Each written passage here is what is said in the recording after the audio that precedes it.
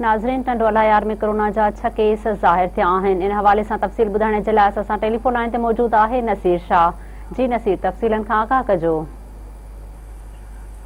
जीअं त नाज़रीन खे ॿुधाईंदा हलूं त टिंडोवालहेयार में बि कोरोना वायरस जा केस वधजण जो सिलसिलो शुरू थी वियो आहे। कोरोना वायरस ज़िले टिंडोवालहेयार में बाक़ाइदे सां पकड़जी वई आहे, जंहिंमें गुज़िरियल ॾींहुं 10 ऐं अॼु 6 नवां केस ज़ाहिर थिया आहिनि, जंहिंसां मजमूई तरह ते ज़िले टिंडोवालहेयार में 46 केस कोरोना जा ज़ाहिर थी चुका आहिनि, जंहिंमें 27 जेके एहतियाब थी पंहिंजे घरनि में ॾांहुं मोटी विया आहिनि हलिया। बाक़ी जेके 19 केस आहिनि, जिन में 1 खे आइसोलेशन सेंटर में रखियो वियो आहे ऐं 18 ॼणनि खे पंहिंजनि घरनि में रखियो वियो आहे।